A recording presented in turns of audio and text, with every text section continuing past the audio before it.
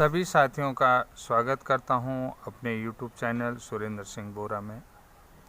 साथियों, जैसा कि आप जानते हैं, उत्तराखंड में प्रशिक्षित बेरोजगारों के अलग अलग ग्रुप, अलग अलग संगठन बने हुए हैं। तो सब लोग बटे हुए, लगभग एक ग्रुप में कम से कम 22,000 लोग सोशल मीडिया के माध्यम से जुड़े हुए हैं और दिन रात के अपडेट्स से रूबरू होते हैं। सारी इन्फॉर्मेशन ग्रुप के माध्यम से सभी साथियों तक जाती है। सभी साथी अपने विचार को भी कमेंट के माध्यम से रखते हैं, या तो फेसबुक में रखते हैं या व्हाट्सएप ग्रुप में रखते हैं। लेकिन मेरा यहाँ पर एक कहने का औचित्य बनता है और काफ़ी अंदर से पीड़ा भी होती है, दुख भी होता है कि अपने साथियों को देख करके, क्योंकि हम लोग सबसे पहले संगठित होकर के एक लड़ाई नहीं लड़ते हैं। और दूसरी बात है कि जैसे हमारे बीएड प्रशिक्षितों का ग्रुप है उत्तराखंड टेट करके, लगभग उसमें 22,000 लोग सोशल मीडिया के माध्यम से जुड़े हैं, लेकिन किसी भी साथी ने कटाक्ष के अलावा नियमों की बात नहीं की। जिन्होंने भी आवेदन प्राथमिक शिक्षक भर्ती के लिए किए हैं, तो उन लोगों ने कितना सोचा कि नियमावली क्या कहती है और नियम क्या है। तो मैं उन साथियों से कहना चाहता हूं कि साथियों, चाहे वो मैं हूं या दूसरा हो, तीसरा हो, कोई भी भाई हमारा है, तो उन्होंने अपने खुद के बारे में कितना सोचा। क्योंकि सब लोग जो बीएड प्रशिक्षित हैं, बीएड ब्रिज कोर्स वाले प्रशिक्षित हैं या एनआईओएस डीएलएड वाले हैं, तो उन्होंने कभी ये परवाह नहीं की कि नियम क्या कहता है और हम कहाँ पर हैं, कहाँ पर हमारे साथ गलत हो रहा है, कहाँ पर हम लोग सही हैं। तो इन चीज़ों की जो है कि विवेचना नहीं की, इसके बारे में चिंतन नहीं किया। तो मैं देखता हूँ जब फेसबुक में या ग्रुप में कुछ कमेंट लिखता हूँ, तो उसके नीचे एक दूसरे का विरोध करते हैं। तो विरोध में क्या होता है, उन्होंने कहा जब बीएड वाले एलटी में जाते हैं तो डीएलएड वाले क्यों नहीं जाते हैं, इस तरीके के कमेंट आते हैं।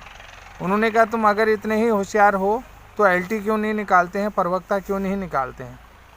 और कई लोग कहते हैं कि जब डीएलएड वालों के लिए कक्षा 1 से 5 तक बना है, तो फिर बीएड वाले वहाँ क्या करेंगे, बीएड वालों की आवश्यकता ही नहीं है। जब डीएलएड वालों से काम चल जाता है तो बीएड वालों की आवश्यकता नहीं है।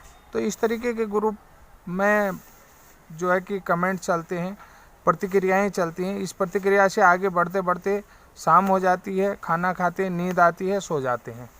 सुबह जो है कि जिसकी नींद 4 बजे खुलती है, तो वो 4 बजे से शुरू हो जाता है क्या लिखा है ग्रुप में, क्या लिखा है। लेकिन साथियों, ये चीज़ है कि ये हमारी दिनचर्या है, लेकिन हमने कभी खुद के बारे में नहीं सोचा है कि हमने जो प्राथमिक शिक्षक भर्ती के लिए आवेदन किया है, तो उस आवेदन प्रक्रिया का नियम क्या कहता है और हम कहाँ पर स्टैंड करते हैं। अपने बारे में नहीं सोचा, हम कहाँ क्या सोचते हैं। उन्होंने कहा जो सबके लिए होगा वो हमारे लिए भी होगा। अगर हमारे बगल में किसी का सिलेक्शन होगा तो वो कहेंगे कि उसका ईयर वाइज में आ गया होगा, तो उसका हो गया होगा, लेकिन हमारा क्यों नहीं हुआ, हम कहाँ पर हैं, ये हम कभी नहीं सोचते हैं। तो ये सोचना भी बहुत ज़रूरी है। तो इसके बारे में भी जो है कि जानना ज़रूरी है कि हम आखिर उस प्रोसेस को देखें तो सही कि जो भर्ती नियम है वो नियम सही है या गलत है, उसको जांचें तो सही, उसका क्रॉस चेक तो करें। जैसे कि साथियों, मैं यहाँ पर आप लोगों से कह रहा हूँ कि जो भी नियम बने हैं, जो भी नियम भर्ती नियमावली में, भर्ती प्रक्रिया में आए हैं, जो सेवा नियमावली में आए हैं, वो नियम कहाँ से आए हैं, किसने बनाए और क्यों बनाए, कैसे बनाए, कहाँ से लाए, कोई तो उनको मॉनिटरिंग करता है। ये चीज़ तो हमने जानना हुआ, इन चीज़ों को तो जानना चाहिए। अभी तक मैंने ग्रुप में बहुत सारे नियम दिए थे, उन नियमों पर बातचीत करी, तो लेकिन किसी ने भी साथियों समझने की कोशिश नहीं करी। अब बताऊं मैं क्यों समझना चाहिए कहता हूं, क्यों उन चीज़ों को देखना चाहिए। जैसे कि आपने पूर्व में भर्ती प्रक्रियाएं देखी होंगी प्राथमिक शिक्षक भर्ती के लिए। जो लोग अभी 40-42 साल के लोग उम्र में हैं, उन लोगों ने भी देखा होगा, बीएड टीईटी पास हैं तो पहले जो है सीबीएड वालों को प्राथमिक स्कूल में अध्यापक बना दिया, बीपीएड वालों को भी प्राथमिक विद्यालय में अध्यापक बना दिया। जैसे महारानी लक्ष्मीबाई व्यायाम कॉलेज झांसी से सीबीएड वाले थे, उनको भी आसानी से चयन प्रक्रिया में ले लिया गया, बीएड वालों को चयन प्रक्रिया में ले लिया गया, और रामपुर से सीबीएड थे उनको भी जो है चयन प्रक्रिया में ले लिया, और बीपीएड वालों को भी जो है कि और डीपीएड वालों को भी, ये सभी लोग शिक्षक बन गए थे। लेकिन आज ये नियम आपस में उलझ रहे हैं। क्यों उलझ रहे हैं आप देखते हैं, क्यों उलझ रहे हैं? सबसे पहले जो है कि हमारा जो स्कूलों का आकार है वो सीमित होते जा रहा है, क्योंकि आपके गांव के भी 2-4 स्कूल बंद हो गए होंगे, मेरे गांव का भी 2-4 स्कूल बंद हो गए होंगे, क्योंकि सीमित अब जो है कि संसाधन सीमित होते जा रहे हैं। अगर संसाधन हैं तो वहाँ पर विद्यार्थी नहीं है। स्कूल तो खोल दिए हैं, लेकिन उन में जो है कि एक जो विद्यार्थी होता, बच्चा होता, वो संसाधन नहीं हो रहे हैं, तो हमारे संसाधन धीरे धीरे सिकुड़ रहे हैं, तो हमारी जॉबें ख़त्म हो रही हैं। तो सोचने का विषय है कि जॉबें क्यों ख़त्म हो रही हैं, रोज़गार ख़त्म क्यों हो रहा है, आखिर जो हमारी सरकारी शिक्षा है वो क्यों ढलती जा रही है, दिनों दिन ढलते जा रही है, और प्राइवेट शिक्षा जो है कि दिनों दिन उत्थान की ओर जा रही है। आखिर क्या कमी रहेगी, ये भी सोचने का जरूर सोचना है, इस बारे में भी चिंतन करना है, ये सोचना बहुत ज़रूरी है। और जो प्राइवेट स्कूल हैं, जो टेक्निकल एजुकेशन है, दिनों दिन बढ़ रहे हैं। अभी बहुत सारे साथियों से मैंने कह रहा हूँ कि जो न्यू एजुकेशन पॉलिसी 2020 है, तो किसी साथी ने उसे पढ़ने की कोशिश नहीं की होगी। पढ़ना चाहिए।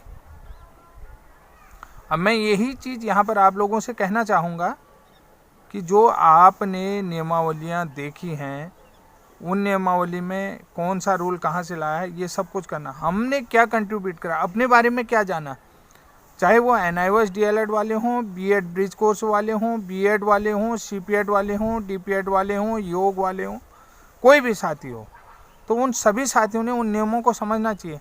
आखिर एक तरफ सरकार कहती है कि हमें जो है कि व्यायाम शिक्षकों, शारीरिक शिक्षकों की भी ज़रूरत है, दूसरी तरफ सरकार कहती है कि हमारे पास इतने पद नहीं हैं, तो वो पद कहाँ जाएंगे, तो उसके बारे में हम कहाँ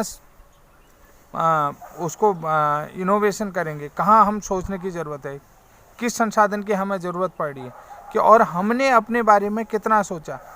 हम DLED या बीएड ये आपस में उलझते ना रहें, हमें नियमों को समझने की ज़रूरत है, और नियम हमने समझने चाहिए। तो साथियों, मैं इससे ज़्यादा आपसे कुछ नहीं कहूँगा, जब मौका मिलेगा, क्योंकि अभी वीडियो बनाने के लिए भी काफ़ी अच्छा समय नहीं लग रहा है, कहीं पर बहुत ज़्यादा शोरगुल है, और क्योंकि चारों तरफ से ध्यान भी भटक रहा है, तो इसलिए मैं आपसे विदा लेता हूं। तब तक के लिए नमस्कार। बहुत जल्दी आपको इसका पूरा डिटेल लाऊंगा, पूरा वीडियो लाऊंगा। तब तक के लिए धन्यवाद।